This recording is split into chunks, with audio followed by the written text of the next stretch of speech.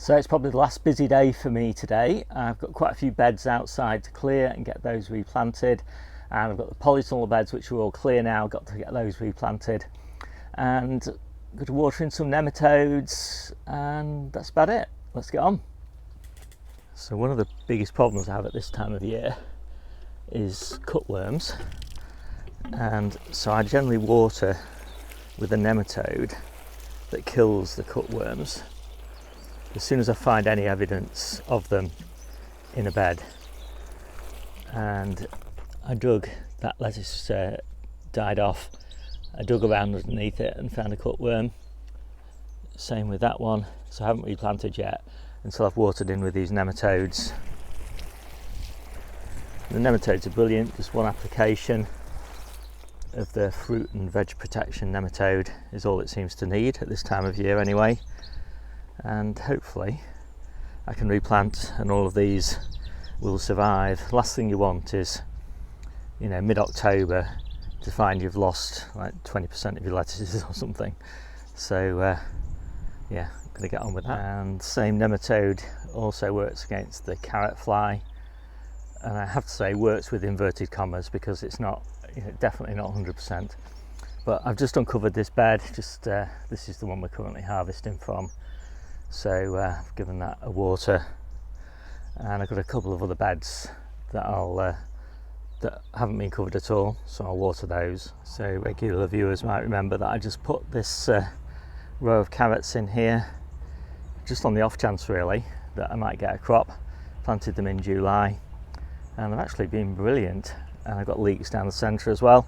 The leeks are growing on beautifully, so yeah, I'm really happy that I took that 8 inches or whatever it was of the beetroot bed and used it for the carrots, because the beetroot are huge. So I have absolutely no issues with the beetroot harvest. And then late July, when I popped this purple sprouting broccoli in, I also put some more carrots in here.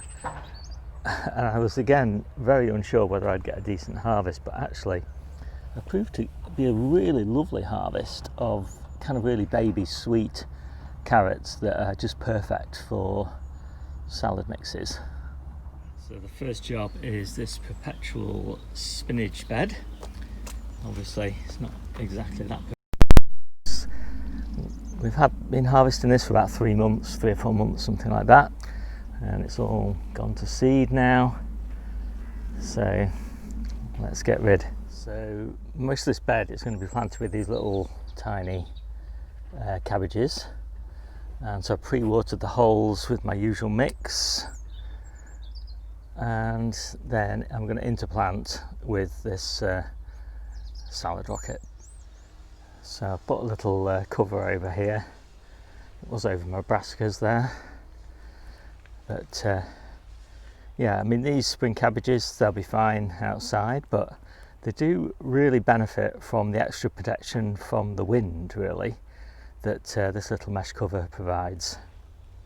So we've already got lots of spring cabbage that's really well on. So this bed, I want to just grow on nice and slowly so we can harvest this sort of May time. And it just helps us through the hungry gap.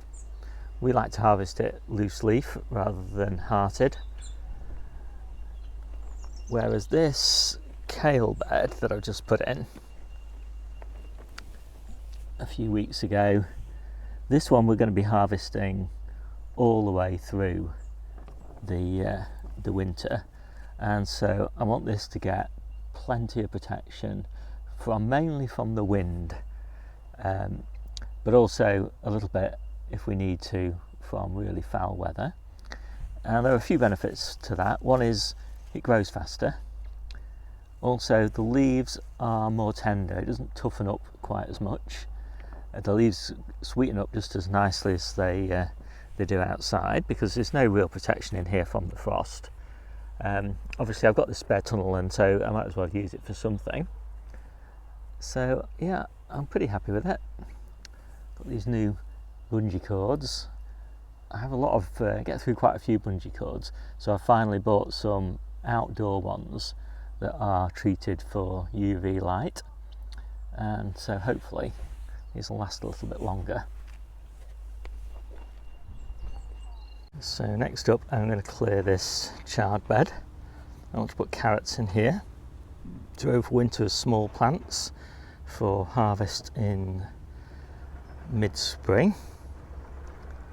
And just like the other bed, well, unlike the other bed, I'm not cutting the roots off. I'm actually pulling the roots out because obviously I don't want chard roots in the carrot bed.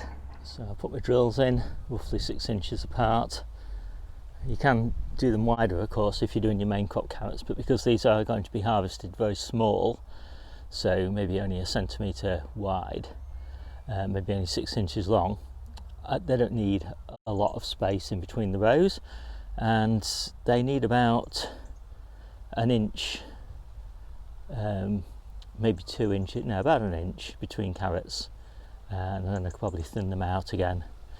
So yeah, the challenge now is just get them germinated, and then hopefully they'll survive the slugs in late autumn, and if they manage that then they should be okay. And I've just got some temporary planting in here, but these will be carrots as well, but these will probably be planted, maybe sown rather, November time. So that's all done. I've brought my cold frame top out of store, given everything a good water in, mark the rows with some little sticks, and I now want to bring the temperature up a bit, so I'm going to close this cold frame, not right down but just down to a couple of inches open, and that will warm it up enough just to speed the germination a little bit. So I hope you like this quick video. My name's Steve, this is the Seaside Allotment channel, and I'll see you soon.